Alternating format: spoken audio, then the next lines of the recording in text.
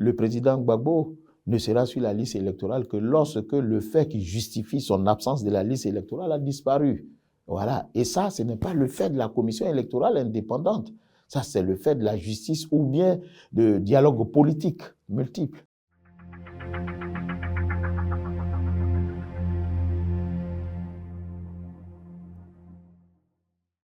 Habituellement, nous faisons la révision de la liste électorale en juin. Mais nous avons décidé cette fois-ci de la faire un peu à la fin de l'année pour permettre aux partis politiques de faire campagne auprès de la population, sensibiliser la population, exhorter la population à venir s'inscrire sur la liste électorale. Le préalable de l'inscription, c'est la détention de documents administratifs. Donc, ça permet aux partis politiques d'inviter nos compatriotes qui n'ont pas les documents afférents à l'inscription à aller les confectionner et puis venir se présenter. Encore que la liste électorale est détenue par tous les partis politiques, donc ils ont la possibilité d'identifier sur cette liste-là toutes les irrégularités, tout ce qui n'y va pas.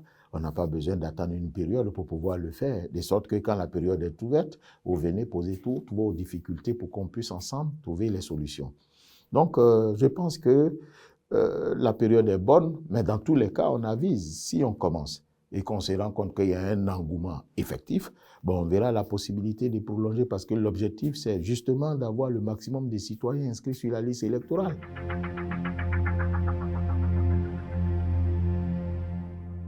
On vise 4 500 000 parce qu'en réalité, on nous a dit qu'à l'issue du dernier recensement général, on nous a dit que nous étions au nombre de 30 millions d'habitants. On va dire 29 millions et quelques, on va dire 30 millions d'habitants. Et sur ces 30 millions d'habitants, nous avions 22 millions qui étaient des Ivoiriens, des nationaux. Et sur les 22, il y a 12 500 000 qui sont en âge de voter, des potentiels électeurs.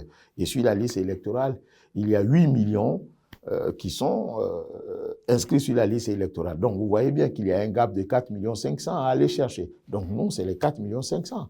Donc, si on réussit à avoir les 4 500 000, c'est peut-être prétentieux de notre part, ambitieux de notre part, mais c'est ça l'objectif.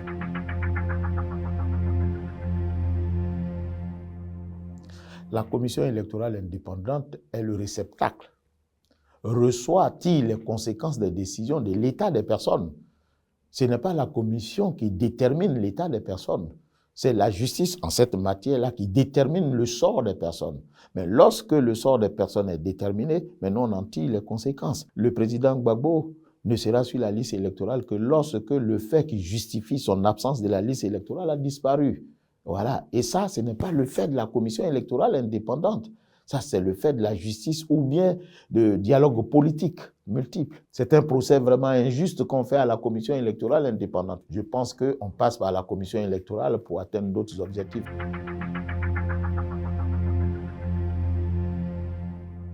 La première observation que je voudrais faire, c'est que cela ne ressortit pas à la compétence du président de la commission électorale pour opiner sur une telle question. Parce que moi aussi, j'ai été désigné. Vous comprenez? Moi, j'ai été désigné par le Conseil supérieur de la magistrature. Donc, j'ai subi. La deuxième observation que je souhaite faire, c'est que la loi portant organisation de la commission électorale indépendante prescrit qu'il y a un représentant du président de la République, il y a un représentant du ministère de l'Intérieur, il y a 6 représentants de la société civile, il y a 4 représentants du parti et des groupements politiques au pouvoir, et il y a 5 représentants de l'opposition. Voilà ce que le code dit. Et toutes ces personnes-là, conformément à ce code-là, sont représentées au sein de la commission. Maintenant, le reste, ce n'est qu'une question de commentaire. Voilà, celui-là est proche de celui-ci, celui-là est proche de celui-là. Moi, je ne suis pas dans le secret des dieux pour savoir qui est proche de qui. Moi, je sais que la loi dit qu'il y a 5 représentants de l'opposition. Mais qui est vrai opposant, qui ne l'est pas, moi, vraiment, je ne peux pas le savoir parce que je ne suis pas un initié en cette matière-là.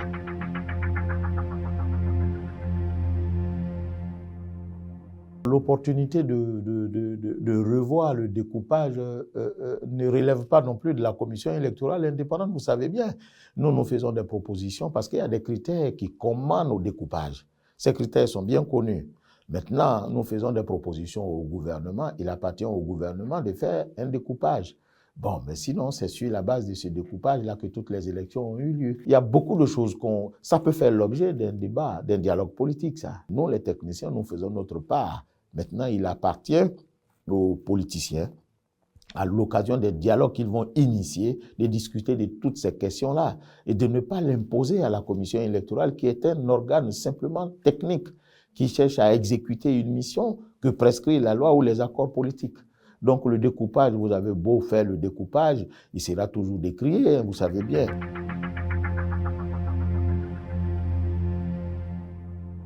Nous ne sommes qu'un organe qui exécute une mission. Maintenant, le dialogue politique serait toujours bienvenu puisqu'il est mieux que la guerre. Donc le dialogue serait toujours bienvenu pour que les partis politiques se retrouvent et puis discutent et puis déterminent ce qu'il y a le mieux à faire. Comme je le dis toujours, je suis un produit du dialogue politique de la loi.